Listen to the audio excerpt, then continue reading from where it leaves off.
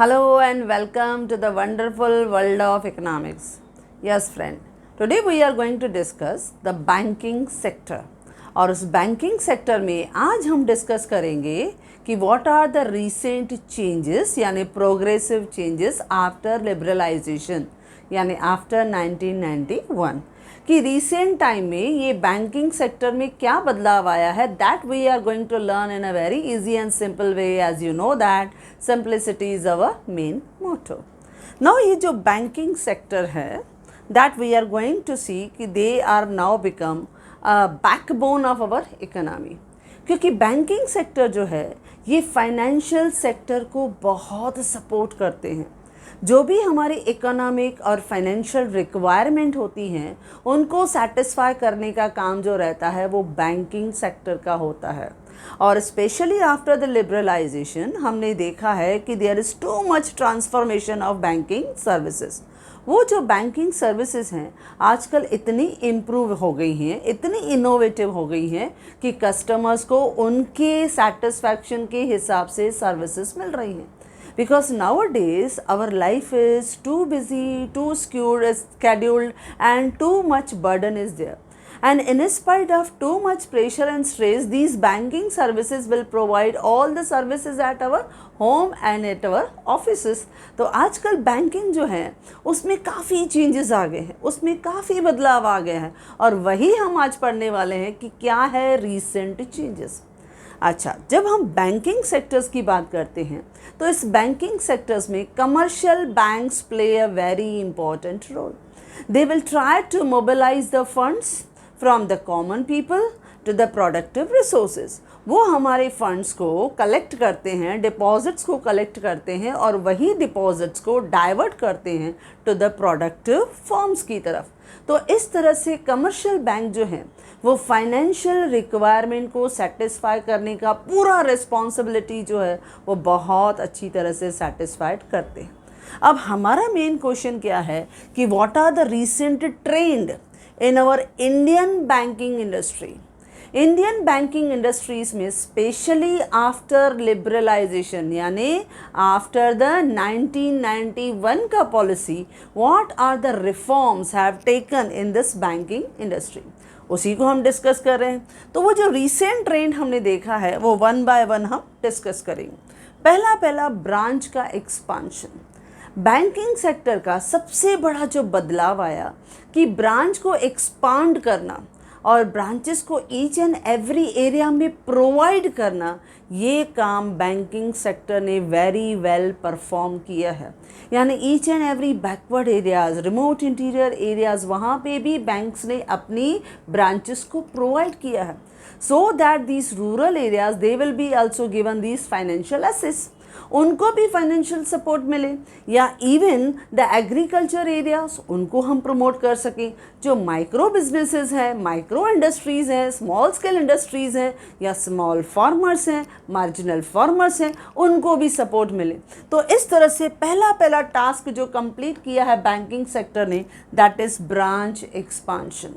हमारे इकोनॉमी में number of branches have been started and opened and they have covered each and every corner of our Indian economy ताकि हर area को financial support मिल सके. So that is the first change brought to our Indian economy. पहले ऐसे होता था कि बैंक्स जो थी वो अर्बन एरियाज़ में बहुत फ्रूटफुल सर्विसेज देती थी. बट नाउअडेज जैसे मैंने कहा कि बैंक्स आर इनोवेटिव, वो अपने कस्टमर्स को सेटिस्फैक्शन बैकवर्ड एरिया में भी दे रही हैं. तो इस तरह से number of branches have been opened by the commercial banks या रीजनल रूरल बैंक्स, उन्होंने किया है. कोऑपरेटिव सेक्टर बहुत अच्छी तरह से परफॉर्म कर रहा है. तो हमारे इंडियन इकोनॉमीज़ में जो ब्रांच का एक्सपांशन है वो इतना अच्छा हुआ है कि each and every corner, rural areas, backward areas, उनको हमने बैंकिंग की सर्विसेज प्रोवाइड की है. नेक्स्ट है रूरल ब्रांच एक्सपांशन.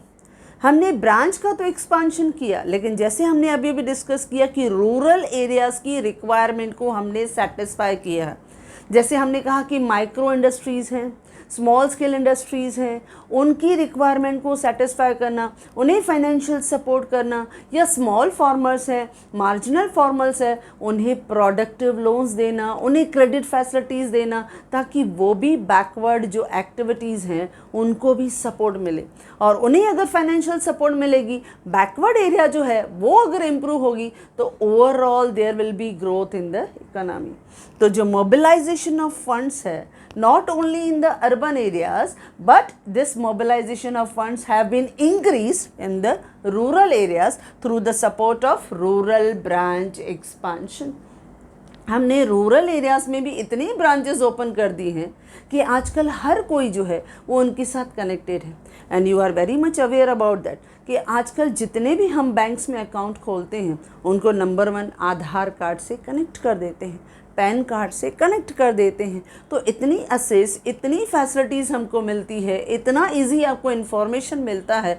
तो ये सब रूरल एरियाज़ को भी ईज़िली उन्होंने ये सब फैसिलिटीज़ प्रोवाइड की है, और उन्हें हर चीज़ की क्रेडिट फैसिलिटीज़, बहुत तरह से उनकी फंडिंग, बहुत तरह से उनकी वांट्स को सेटिस्फाई करना, या डायरेक्टली हमने देखा कि बहुत सारे ऐसे भी सर्कमस्टेंसेस हैं कि जो वीकर सेक्शन ऑफ सोसाइटीज़ हैं, जो फार्मर्स हैं, उनके अकाउंट में डायरेक्टली पैसे डिपॉजिट करना ये कब पॉसिबल हुआ, जब उनके अकाउंट्स बैंक में खोले गए। तो इस तरह से रूरल एरियाज़ में ज़्यादा से ज़्यादा ब्रांच खोलने से हमारी रूरल एरियाज़ भी कनेक्ट हो गई विथ बैंकिंग सेक्टर, वो भी हमारे साथ इन्वॉल्व हो गई। तो इस तरह से बैंकिंग सेक्टर ने ये बहुत ग्रोथ एंड बेटर इम्प्रूवमेंट दिखाया है कि रूरल एरियाज़ में so many branches have been open. Clear friends? Third हम देखते हैं लोकल एरिया बैंक्स, जिसे हम शॉर्ट फॉर्म में कहते हैं लैब्स। ये जो लोकल एरिया है, यानी लोकल एरिया में जो प्राइवेट बैंक्स हैं, ऐसे स्मॉल लेवल पे काम करते हैं, वो जस्ट लाइक एक प्राइवेट बैंक की तरह काम करते हैं, और स्मॉल लेवल पे, लो कॉस्ट लेवल पे लोगों से डिपॉजिट लेना, फिर उन्हें क्रेडिट फैसिलिटी वेरी इजीली दे देना। तो ये सब जो फंक्शंस हैं, they were performing the functions but at the small level, और उनका कॉस्ट भी कम होता था। बट आफ्टर 2014 आरबीआई ने इन लोकल एरिया बैंक्स को स्मॉल बैंक्स में कन्वर्ट कर दिया, यानी वो प्राइवेट एरिया में ही काम करेंगे, but they will work like a small banking या स्मॉल फाइनेंशियल सिस्टम की तरह काम करेंगे। नाउ जब हमने 2014 में हमने देखा कि इस तरह से बहुत सारी प्राइवेट बैंक्स हैं जो हर एरिया में, हर स्टेट में काम करती रहती हैं, वो पब्लिक के साथ कनेक्टेड होती हैं, उनका जो गुडविल है उनको ऑब्जर्व करती रहती हैं, तो as per their familiarity, as per their goodwill, so many facilities will be provided to that area only। तो वो उस एरिया के साथ कनेक्टेड होती है। तो ऐसी बहुत सारी लैब्स हैं, यानी लोकल एरियाज़ की जो बैंक्स हैं, उनको प्राइवेट स्मॉल बैंक्स में या स्मॉल फाइनेंशियल इंस्टीट्यूशन में कन्वर्ट किया। जब हमने 2014 में उसको कन्वर्ट किया, आरबीआई ने उनको प्रॉपर रिकग्निशन दिया, तो एट प्रेजेंट हम क्या देखते हैं, 4 टाइप्स की ये जो लैब्स है वो हमें दिखाई देती हैं। और वो 4 टाइप की लैब्स कौन सी हैं? Number 1 capital local area bank limited, number 1 is capital local area bank limited. Then coastal area bank limited, यानी कोस्टल एरियाज़ जो हैं, यानी नेविगेटेड एरियाज़ जो हम देखते हैं इंडिया के 3 साइड से, जो कोस्टल एरियाज़ हैं, उस एरियाज़ में भी उन जो स्पेशली कोस्टल एरियाज़ की जो रिक्वायरमेंट है, उन्हें फंडिंग करना, उन्हें प्रॉपर सपोर्ट करना, उनको क्रेडिट फैसिलिटीज़ देना। तो इस तरह की भी स्मॉल प्राइवेट बैंक्स हैं जो उन्हें सपोर्ट करती हैं। या Subhadra local area bank limited, या कृष्णा भीमा समृद्धि लोकल बैंक लिमिटेड, ऐसे 4 टाइप के जो लैब्स हैं यानी लोकल एरिया बैंक्स हैं वो हमें दिखाई देते हैं, जिसको आरबीआई ने किस में कन्वर्ट कर दिया, उनको स्मॉल फाइनेंशियल ऑर्गेनाइजेशन या इंस्टीट्यूशन में कन्वर्ट किया। तो इस तरह से ये भी एक इम्प्रूवमेंट हुआ। पहले वो प्राइवेट में काम कर रहे थे, लेकिन आरबीआई ने कहा आप एक स्मॉल बैंक की तरह काम करो, लेकिन आप ज़्यादा से ज़्यादा पब्लिक के नीड्स को, उनकी रिक्वायरमेंट को सेटिस्फाई करने की कोशिश करो, और हमेशा यही काम करते हैं, यानी ज़्यादा से ज़्यादा कस्टमर सेटिस्फैक्शन, कस्टमर के साथ relation, that is their main motto, वो हमेशा उनका मेन प्रिंसिपल रहता है। ओके फ्रेंड्स, नेक्स्ट है पेमेंट बैंक्स। अब पेमेंट बैंक्स को कहा जाता है जनरली शेड्यूल्ड बैंक। क्या कहा जाता है? Scheduled bank. ये जो है they are not performing all the functions like a bank, but they will perform some selective functions of bank. वो सिलेक्टिव फंक्शंस काम करती हैं और उनको स्पेशली ये सपोर्ट करती हैं जो लेबर फोर्स है, जो लो लेवल का इनकम अर्न करते हैं, जो स्मॉल बिजनेसमैन हैं, उनको छोटी छोटी पेमेंट्स में हमेशा सपोर्ट करना, उनके डिपॉजिट उनका सेपरेट अकाउंट रखना, उनके डायरेक्ट पेमेंट करना, ये आपके small level of labour force को बहुत सपोर्ट करती हैं। और जब हम देखते हैं कि ये जब छोटी छोटी ट्रांजैक्शन बहुत से लेबर फोर्स को उन्होंने दिया, तो सो मेनी पेमेंट बैंक्स और सर्विसेज हैव बीन स्टार्टेड।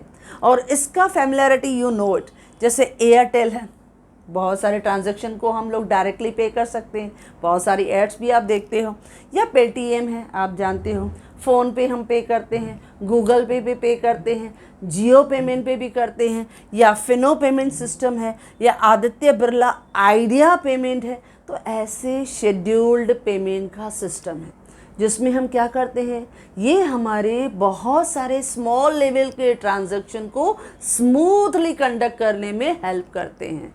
तो ये पेमेंट का सिस्टम यानी they are not performing the functions like the bank. वो बैंक की तरह सब काम नहीं करते हैं, but they will perform some selective functions, यानी जो हमारी बहुत सी पॉपुलेशन है, बहुत से कस्टमर्स हैं, उनकी छोटी छोटी माइनर स्मॉल ट्रांजैक्शन को स्मूथली कंडक्ट करने में हमेशा मदद करते हैं। तो ऐसे हेल्पफुल जो ट्रांजैक्शंस हैं वो हमारी इकोनॉमी के लिए बहुत सपोर्टिव है, क्योंकि हमारे इकोनॉमी का लेबर फोर्स मेजर है, मेजॉरिटी ऑफ पॉपुलेशन है, स्मॉल बिजनेस, स्मॉल लेवल के बिजनेसमैन हैं, लो लेवल के इनकम ग्रुप्स हैं, उनकी छोटी छोटी ट्रांजैक्शंस जो हैं ईजिली हमने पे कर दिया, सामने वाले को रिसीव कर दिया। क्योंकि हम कभी कभी फेस टू फेस नहीं मिल सकते हैं, या directly all the time we can not make the transaction through cheques and draft, लेकिन ये शेड्यूल्ड बैंक्स जो हैं वो आपके ट्रांजैक्शन को स्मूथ कंडक्ट करने में हेल्प करते हैं। और चार्जेस भी बहुत लिमिटेड होती हैं। तो इसके लिए पेमेंट बैंक्स होती हैं जिन्हें हम शेड्यूल्ड बैंक कहते हैं, और ये आपके डे टू डे रिक्वायरमेंट्स को ईजिली सेटिस्फाई करती हैं। ओके फ्रेंड्स, नेक्स्ट आता है एडवांस्ड प्रायोरिटी सेक्टर। जब हम कहते हैं प्रायोरिटी यानी प्रेफरेंस, कुछ सेक्टर्स ऐसे हैं जिन्हें फंड्स की बहुत ज़रूरत रहती है, और commercial bank nowadays they are always take care to these priority sectors by providing and by mobilizing more and more funds towards them। उनकी तरफ फंड्स को डाइवर्ट करते हैं। और वो प्रायोरिटी सेक्टर्स कौन से हैं? हमारा एग्रीकल्चर सेक्टर, हमारी माइक्रो इंडस्ट्रीज़, हमारी स्मॉल इंडस्ट्री, हमारी मीडियम इंडस्ट्रीज़। तो इस तरह से माइक्रो, स्मॉल और मीडियम इंडस्ट्रीज़ जो रहते हैं, इनको फंडिंग की ज़रूरत पड़ती रहती है। कभी उनको रॉ मटेरियल के लिए, कभी वर्किंग कैपिटल के लिए, या कभी कभी कैपिटल रिक्वायरमेंट के लिए। तो उनकी ज़रूरतों को सेटिस्फाई करने के लिए स्पेशल जो पब्लिक सेक्टर बैंक्स हैं, they provide more and more funds to them. उनको कैपिटल असिस्ट बहुत प्रोवाइड करते हैं, उनको शॉर्ट टर्म फंड्स बहुत प्रोवाइड करते हैं, some time long term funds are also given to them. तो इस तरह से ये एडवांस्ड प्रायोरिटी सेक्टर नाउअडेज हमने ऑब्जर्व किया है कि जो गवर्नमेंट है, वो जो आरबीआई है, वो इस एग्रीकल्चर सेक्टर्स को, रूरल एरिया सेक्टर्स को, या स्मॉल फार्मर्स हैं, मार्जिनल फार्मर्स हैं, इनकी तरफ उनका डाइवर्शन बहुत हुआ है, इनकी तरफ कंसंट्रेशन बहुत गया है। क्यों? Because they are in majority.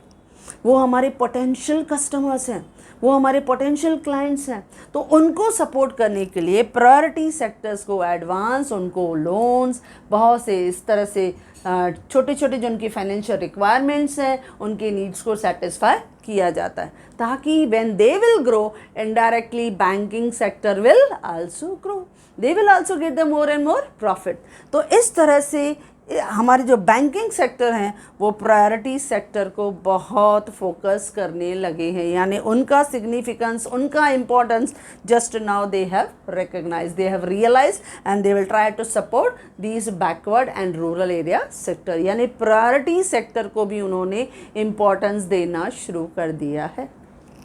Next, E banking. अब ई बैंकिंग यानी इलेक्ट्रॉनिक बैंकिंग। अब ये इलेक्ट्रॉनिक बैंकिंग क्या है? इट इज़ द प्रोसेस, ये प्रोसेस है where you can set all the transaction without going personally to the banks. आप bank पे गए बगैर, आप घर पे हो, whether you are at home or at office, you can settle the transaction. आप ट्रांजेक्शन को कर सकते हो थ्रू इंटरनेट। तो ई बैंक यानी जो इलेक्ट्रॉनिक आपकी बैंकिंग सिस्टम है, ये हमारे 21st सेंचुरी में हमने देखा कि जब बिगनिंग हुआ था तो हार्डली 10-11 बैंक्स को ही ये इलेक्ट्रॉनिक बैंकिंग सिस्टम की फैसिलिटी थी। लेकिन अगर एट प्रेजेंट बात की जाए, आज अगर हम बात करें तो ऑलमोस्ट ऑल बैंक्स, जितनी भी हमारी बैंक्स हैं, चाहे वो कमर्शियल बैंक्स हो, चाहे वो प्राइवेट बैंक्स हो, चाहे वो रीजनल रूरल बैंक्स हो, चाहे वो कोऑपरेटिव बैंक्स हो, फॉरेन बैंक्स तो हमेशा हाईली असेस्ड रहती हैं। तो हर टाइप ऑफ बैंक जो है वो आपको इलेक्ट्रॉनिक बैंकिंग की फैसिलिटी आपको प्रोवाइड करती है। यानी घर बैठे बैठे आपको हर चीज़ जो है वो प्रोवाइडेड होती है। आपका बैंक में कितना पैसा पड़ा है, स्टेटमेंट आपको दिखाई देती है, किसको पेमेंट करना है, यू डायरेक्टली डू इट। तो इंटरनेट के थ्रू आपको बैंक्स इलेक्ट्रॉनिक बैंकिंग का सिस्टम सर्विसेज जो है वो प्रोवाइड करती हैं। इससे क्या होता है, हमारी बहुत सी ट्रांजैक्शन स्मूथली कंडक्ट हो जाती है। किसी को रेंट देना है, किसी को वेजेस देना है, या सपोज़ कभी ओला का फेयर पे करना है, डायरेक्टली हम लोग पे कर देते हैं। कभी LIC का प्रीमियम देना है, कभी डॉक्टर को पेमेंट करना है, कभी ग्रोसरी वाले को पेमेंट करना है, कभी इलेक्ट्रिसिटी का बिल पे करना है। तो ये सब ट्रांजैक्शन हम ईजिली कंडक्ट करते हैं क्योंकि हमने अपने बैंक अकाउंट को, एज आई टोल्ड यू, कि आजकल बैंक बहुत इनोवेटिव हो गई है। वो टैब लेके आपके घर में आ जाएंगी, आपको वहाँ जाने की भी ज़रूरत नहीं है क्योंकि आजकल हर चीज़ पेपरलेस हो गई है, डिजिटल हो गई है। आप घर बैठो और बैंकिंग अथॉरिटीज़ आपके घर पे आएंगी, आपका अकाउंट ओपन करेगी and each and everything will be provided at home. आपको पासबुक भी मिलेगा, आपको चेकबुक भी मिलेगा। तो ये सब क्या है, this is the modern amenities facilities given to you. तो यही तो एक कस्टमर को चाहिए क्योंकि हमारे पास हर चीज़ है, सिर्फ टाइम नहीं है। तो इसके लिए ये जो बैंकिंग है वो कस्टमर को हर एंगल से सेटिस्फाई करने की कोशिश करती है। तो इसके लिए हमने कहा आजकल बैंक क्या है, इनोवेटिव है, न्यू आइडियाज़ जो है वो फाइंड आउट करने की कोशिश करती है ताकि कस्टमर उनके साथ अटैच रहे और उनकी बैंक को हमेशा वो हाई प्रायोरिटी देता रहे। नेक्स्ट जो है वो फाइनेंशियल इंक्लूजन है। फाइनेंशियल इंक्लूजन यानी financial involvement of the people who were previously excluded from this banking system. इसका मतलब बहुत से एरियाज़ में, specially in the villages, in the rural areas, majority of the people and population they were not having any account in the bank. उनका account bank में होता ही नहीं था।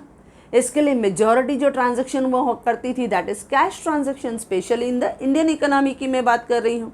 लेकिन आफ्टर 2014 जब our honourable prime minister Narendra Modi ने जो जन धन योजना स्टार्ट की, उसमें you will be surprise to know कि हमारे देश के 4,90,000 विलेजेस 4,90,000 विलेजेस को कनेक्ट किया गया।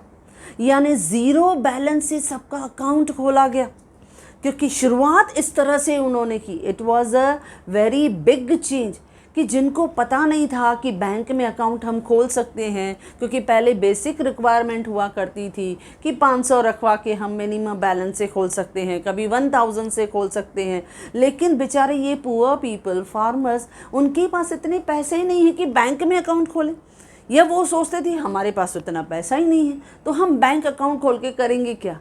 लेकिन nowadays they are also attached with the bank. उन सब का अकाउंट बैंक में खोला गया। ऐसे लोग दे वर डिप्राइव्ड, जो अलग थे, एक्सक्लूडेड थे फ्रॉम द बैंकिंग सेक्टर्स, उनको कनेक्ट किया गया। तो ये RBI की बहुत बड़ी अचीवमेंट थी, only with the help of our prime minister that is Narendra Modi. उन्होंने ये बहुत बिग ट्रांसफॉर्मेशन किया क्योंकि इससे लोग क्या हो गए, डिजिटल इंडिया से यानी कैशलेस इकोनॉमी से जुड़ गए। तो ये एक बहुत बड़ा ट्रांसफॉर्मेशन आया हमारे बैंकिंग सेक्टर में, बहुत बड़ा बदलाव आया। और आजकल ये देखो धीरे धीरे आदत बढ़ने लगी है। हर जगह हम लोग क्या करते हैं, कहीं पे भी देखो कार्ड से पेमेंट करते हैं, कभी डेबिट कार्ड से, कभी क्रेडिट कार्ड से, या कभी हमारे फ़ोन से भी, कहीं पे भी क्यूआर देखा उसको हमने स्कैन किया और पेमेंट कर दिया। देखो कितना आसान हो गया है। ज़रूरी नहीं है कि all the time you will keep the cash with yourself. So this is what financial inclusion, यानी आपने ऐसे लोगों को जिनको पता ही नहीं था कि हम भी बैंक में अपना अकाउंट खोल सकते हैं, उनका अकाउंट खोला। और जब स्पेशली हमने लॉकडाउन ये सब देखा और हमारी गवर्नमेंट ने उनके खातों में, उनके अकाउंट में डायरेक्टली मनी ट्रांसफ़र किया, देखो कैसे हमने डायरेक्टली उनको हेल्प किया। नहीं तो पहले क्या होता था, जब कैश उनको ट्रांसफ़र की जाती थी थ्रू सब्सिडी या थ्रू अलाउंसेज और एनीथिंग, तो ये जो मिडल मैन थे दे will try the grab the entire money. लेकिन अभी सब जो मिडल मैन्स हैं वो सब बीच से गायब हो गए हैं। Now directly support will be reached in front of needy persons. Needy persons को डायरेक्टली उनके अकाउंट में ये जो हेल्प है वो मिल रही है because of this feature, that is financial inclusion. Okay friends, next हम देखते हैं यूज़ ऑफ आर्टिफिशियल इंटेलिजेंस यानी AI। Use of artificial intelligence and bots. Bots में मतलब ये शॉर्ट फॉर्म है सम रोबोटिक सॉफ्टवेयर हम यूज़ करते हैं। इससे क्या होता है, artificial intelligence and some robotic software जो है आजकल हर बैंक्स जो है वो मॉडर्न अम्यूनिटीज़ को सेटिस्फाई करने के लिए यूज़ करते हैं। इसमें क्या होता है, बैंक्स जो है वो कस्टमर को अट्रैक्ट करती हैं। They will try to sell their some services to them, कि जैसे आपको लोन चाहिए, आपको क्रेडिट फैसिलिटीज़ चाहिए, या सपोज़ आपको कुछ और रिक्वायरमेंट हो, तो डिफरेंट टाइप ऑफ जो स्कीम्स वो निकालते रहते हैं। They will try to send you, वो आपको भेजते हैं ताकि किसी न किसी कस्टमर की सेटिस्फाई से या उनकी वांट से वो मैच हो जाए, and they will try to reach the government.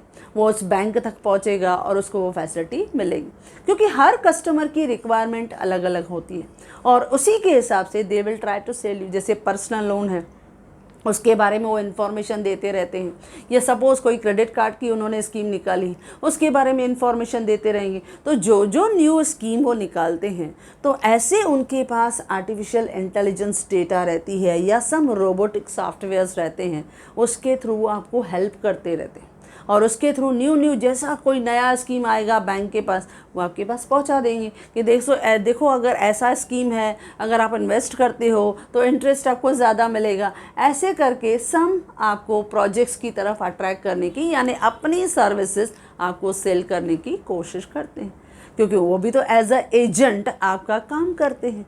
वो भी बहुत सारी आपको यूटिलिटी प्रोवाइडेड सर्विसेज प्रोवाइड करते हैं। तो बस ऐसी बहुत सारी सर्विसेज, ऐसे बहुत सारे स्कीम्स और पॉलिसीज़ के बारे में आपको इन्फॉर्मेशन हर कस्टमर को देते रहते हैं। तो इस तरह से वो आर्टिफिशियल इंटेलिजेंस और रोबोटिक सॉफ्टवेयर की वजह से हर इन्फॉर्मेशन आपको देते हैं। या सिंपली आप देखो, कैश हमने अगर डिपॉजिट किया, immediately you get the message, withdraw किया, इमीडिएटली गेट द मैसेज। तो इससे क्या होता है, यू विल बी अवेयर, यानी योर अकाउंट में क्या हो रहा है कस्टमर को नॉलेज देना। तो ये सब क्या है, कुछ सॉफ्टवेयर वो डाल देते हैं जिसकी वजह से कस्टमर से कभी भी कोई चीज़ छुपानी नहीं है, यानी कंप्लीट ट्रांसपेरेंसी। आपको हर चीज़ में वो सपोर्ट करने की कोशिश करते हैं। नॉट ओनली सपोर्ट, लेकिन उसके साथ साथ एक इम्पॉर्टेंट फीचर भी है बैंक का, दैट इज़ क्लाउड टेक्नोलॉजी, जिसे हम शॉर्ट फॉर्म में कहते हैं CT, क्लाउड टेक्नोलॉजी। ये क्या होता है, ये क्लाउड टेक्नोलॉजी जो है मोस्टली आजकल each and every bank in the world they are following this cloud technology.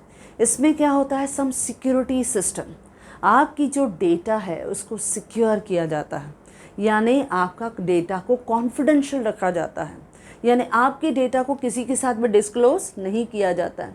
और वो टाइम आफ्टर टाइम आपको बैंक बताती भी रहती है कि आप अपना पिन नंबर या कोई भी डेटा या आधार कार्ड, जब भी आपको कोई भी फ़ोन करे तो आपको बताने की ज़रूरत नहीं है, क्योंकि वो आपकी पर्सनल डेटा है, वो आपकी कॉन्फिडेंशियल डेटा है। क्यों आप किसी के साथ पिन वगैरह आप जो कोई डेटा है वो शेयर करोगे।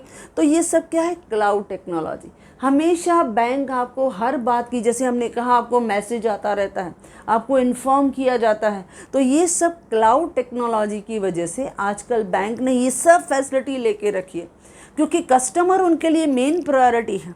कस्टमर सेफ रहेगा, उसके फंड्स सेफ रहेंगे, उनके प्रॉपरली जो होगा वो केयर किया जाएगा कि उसकी डेटा जो है वो किसी के साथ शेयर नहीं की जाएगी। तो ये बैंक जो है वो आपका कस्टमर का मेन जो है वो प्रायोरिटी रखती है। तो क्लाउड टेक्नोलॉजी क्या रहता है, ये आपके सिक्योरिटी मेजर्स हैं जो मोस्टली आजकल मॉडर्न इकोनॉमी में हर बैंक फॉलो करती है। देन 10th वन है overseas operation of Indian banks. जब हम कहते हैं ओवरसीज यानी आजकल हमारे इंडियन बैंक्स की जो ब्रांचेस हैं नॉट ओनली इंडिया में एक्सपांड हुई हैं लेकिन इंटरनेशनल लेवल पे भी काम कर रही हैं। बहुत सारी कंट्रीज़ में हमारी इंडियन जो बैंक्स हैं दे आर परफॉर्मिंग वेल, और जिसमें सबसे टॉप मोस्ट लेवल पे काम कर रही है अवर state bank of India SBI, और उसके बाद bank of Baroda second rank पे जो है वो परफॉर्म कर रही है। तो इस तरह से आपका banking sector not only with in the boundary of our Indian economy but at the world level पे वो काम कर रही है। हमारी ब्रांचेस जो हैं वो बहुत सारे फॉरेन कस्टमर्स को भी सेटिस्फाई कर रही हैं। तो इस तरह से ओवरसीज ऑपरेशन जो है यानी फॉरेन कंट्रीज़ में हमने पढ़ा कि देयर इज़ अ एक्सपांशन, हमने ब्रांच का एक्सपांशन किया है। तो ब्रांच का एक्सपांशन हमने इंडियन इकोनॉमी में तो किया है लेकिन उसके साथ साथ हमने अपने ब्रांचेस को फॉरेन कंट्रीज़ में भी एक्सपांड किया है। और हमारा जो फाइनेंशियल सिस्टम है, हमारा जो इकोनॉमिक सिस्टम है, हमारा जो बैंकिंग सिस्टम है, इट इज़ वेल एडवांस्ड, वो हमारा वेल एडवांस्ड है। That is why we got the good level of the respond at the overseas level. तो हमारा फॉरेन लेवल पे भी उसका बहुत अच्छा रिस्पॉन्स हमें मिला है। तो ये भी एक बहुत इनोवेटिव एंड इम्प्रूविंग है। हमारी इकोनॉमी को एक बहुत सपोर्ट मिला है because of this foreign operation of this Indian banks, जिसमें हमने क्या कहा, SBI is playing very well, बहुत अच्छा परफॉर्म करती है। बैंक ऑफ बड़ौदा है, they are also performing well. लेकिन अगर प्राइवेट सेक्टर की भी अगर हम बात करें तो उसमें ICICI बैंक नंबर 1 बैंक, वो ओवरसीज लेवल पे बहुत अच्छा परफॉर्म करती है। इतनी कस्टमर्स को फैसिलिटीज़ देती हैं कि फॉरेन करेंसी को चेंज करना है, फॉरेक्स का कार्ड देना है, उसमें दे आर परफॉर्मिंग वेल। उनके बहुत सारी क्रेडिट फैसिलिटीज़ ऑटोमोबाइल्स में हो, हाउसिंग लोन्स हो, all the facilities are provided by this overseas bank. यानी हमारे जो फाइनेंशियल मार्केट्स हैं उनका performance not only at Indian economy level but at the international level is also performing well, बहुत अच्छा परफॉर्म कर रहे हैं। Okay, yes. देन 11th है मार्केट साइज। अब इसमें हम लोग देखेंगे कि हमने पढ़ा कि जो हमारा बैंकिंग सिस्टम है वो बहुत बढ़ गया, धीरे धीरे नंबर ऑफ़ ब्रांचेस जो हैं वो बढ़ रहे हैं अर्बन एरियाज़ में या रूरल एरियाज़ में या सेमी अर्बन एरियाज़ में। तो धीरे धीरे ईच एंड एवरी एरिया को हम बैंकिंग सेक्टर से कवर कर रहे हैं। तो मार्केट का बहुत बड़ा एक्सपांशन हुआ, और उस बहुत बड़े एक्सपांशन में जैसे हमने कुछ फिगर्स लेते हैं, जैसे अगर ये जो फिगर्स मैं ले रही हूँ वो फिगर्स हैं दैट इज़ मई 2018 का फिगर्स मैं ले रही हूँ।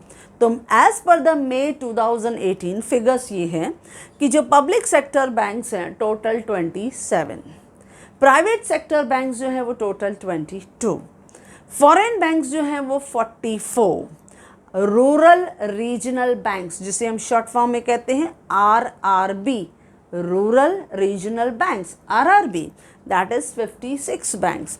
अर्बन कोऑपरेटिव बैंक्स यानी अर्बन एरिया में जो कोऑपरेटिव बैंक्स हैं 1589, rural cooperative banks that is 93,550, like that. देखो ये मैंने एग्जांपल्स दिए। यस फ्रेंड्स, ये हमेशा ध्यान रखना क्योंकि TY लेवल पे हम जो भी टॉपिक्स को डिस्कस करेंगे ना तो बहुत सारी डेटा होती है, don't get confused with it. सिर्फ डेटा को आप ध्यान रखो, उसमें आपको जो भी 2-3 डेटा आपको याद रहे, जो आपको स्मूथली इजीली याद हो रही है। ज़रूरी नहीं है कि आप सब डेटा इतने नंबर्स याद करो तो आपको प्रेशर बढ़ जाए, नहीं। हमें मेन मतलब क्या है, हमें एक्सप्लेन करना है कि हमारे बैंकिंग सिस्टम में क्या रिसेंटली बदलाव आया है, क्या ट्रेंड चल रहा है, क्या इम्प्रूवमेंट चल रहा है, हमें वो बताना है। डेटा का कभी भी प्रेशर मत लो, क्योंकि डेटा अगर आप सोचोगे तो उसमें क्या हो जाएगा, आप बच्चे कंफ्यूज हो जाते हैं। तो वो सब आपको सोचने की ज़रूरत नहीं, जो इजीली आपको याद आ जाए आप डेटा को एज अ एग्जाम्पल करके बता सकते हो कि हमारा मार्केट इतना एक्सपांडेड हुआ है, इतनी ऑर्गेनाइजेशन हमारी काम कर रही है। और लास्ट हम रिसेंट ट्रेंड देखते हैं, 12th one, that is improved risk management practices. अब हमारे बैंकिंग सेक्टर में ये धीरे धीरे बदलाव आता ही जा रहा है। दैट इज़ हमने जो रिस्क स्पेशली बैंकिंग सेक्टर्स में देखी है, और वो कौन सी रिस्क होती है? वो फ्रेंड्स, वो रिस्क होती है बैड डेब्ट्स की। बैड डेब्ट्स जिसमें कभी कभी ऐसा होता है हमने लोन दिया है लेकिन वो लोग लोन को रीपे नहीं कर पाते हैं, तो वहाँ पे बैंक्स को कभी कभी रिस्क फैक्टर आ जाता है। और आपने बहुत कुछ ऐसे लोग सुने भी हैं, जैसे हमने देखा था विजय माल्या है, नीरव मोदी है, मेहुल चोकसी है, करोड़ों रुपए का लोन लिया और उसके बाद वो देश छोड़ के भाग गए।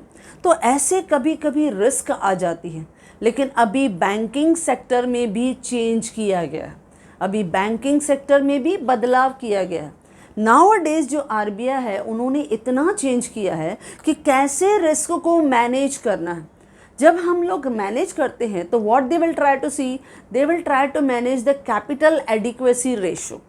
यानी अगर कोई भी रिच पर्सन हो, रेपुटेड पर्सन हो, एनी इंडस्ट्रियलिस्ट हो, when they will try to come to the bank authorities for demanding the loans, now अब उनसे क्या लिया जाएगा? सम कोलैटरल सिक्योरिटीज, उनसे कुछ टेंजिबल एसेट्स ली जाएंगी और उसके बाद उनको लोन दिया जाएगा।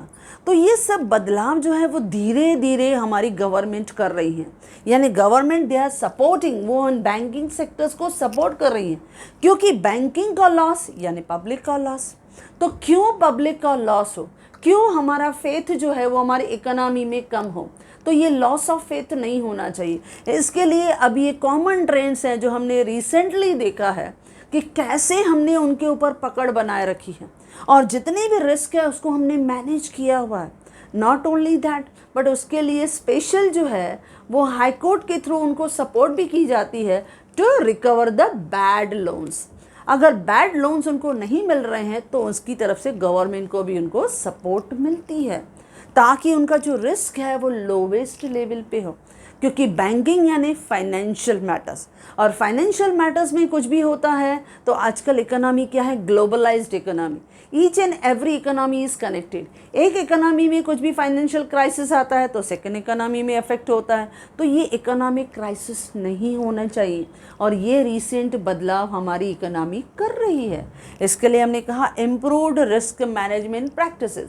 आजकल हर एक बैंक्स को आरबीआई की तरफ से सपोर्ट मिलता है, जो भी रेमेडीज़ होती हैं उनको फास्ट प्रोवाइड की जाती हैं। तो ये आजकल न्यू ट्रेंड हमें देखने को मिला है, जिससे बैड लोन्स जो हैं उनका लेवल धीरे धीरे कम होने लगा। पूरी तरह से कम नहीं हुआ है, लेकिन उनको कंट्रोल करने की कोशिश की जा रही है। तो ये है ऑल द 12 पॉइंट्स जो आपको बताने हैं recent trend in banking sector. क्या क्या प्रोग्रेस हुआ है स्पेशली आफ्टर लिबरलाइजेशन पीरियड, जिसमें हमने 12 पॉइंट्स को डिस्कस किया कि ब्रांचेस का एक्सपांशन हुआ है, देन ओवरऑल इकोनॉमी में एक्सपांशन के साथ साथ रूरल ब्रांच का भी एक्सपांशन हुआ है, यानी बैकवर्ड एरियाज़ को भी हमने बैंकिंग फैसिलिटी से कवर किया हुआ है। देन लोकल एरिया बैंक्स, जिसको हमने शॉर्ट फॉर्म में क्या कहा? लैब्स। वो लैब्स हैं यानी स्मॉल प्राइवेट बैंक्स, लेकिन 2014 के बाद आरबीआई ने क्या किया? उनको स्मॉल बैंक्स में कन्वर्ट किया जो लो कॉस्ट पे सब प्राइवेट एरियाज़ में उनको हेल्प करेंगी। देन पेमेंट बैंक्स, इनका तो हम जो फंक्शनिंग है रेगुलरली वी आर यूजिंग, जिनको हम शेड्यूल्ड बैंक करते हैं, ये सब फंक्शन परफॉर्म नहीं करती हैं, ये सब सेलेक्टिव फंक्शंस परफॉर्म करती हैं जो मेजॉरिटी ऑफ लेबर फोर्स हो, लो इनकम ग्रुप्स हो, मार्जिनल फार्मर्स हो, स्मॉल एंड स्केल इंडस्ट्रीज हो, सबको सपोर्ट करती है लो लेवल पे। Then advance to priority sector, कि एग्रीकल्चर को आपको एडवांस प्रॉपरली देना, यानी फार्मर्स की रिक्वायरमेंट आपको पहले देनी है। देन उसके साथ साथ माइक्रो इंडस्ट्री है, स्मॉल इंडस्ट्री है, मीडियम इंडस्ट्री है, उनको भी हेल्प करनी है।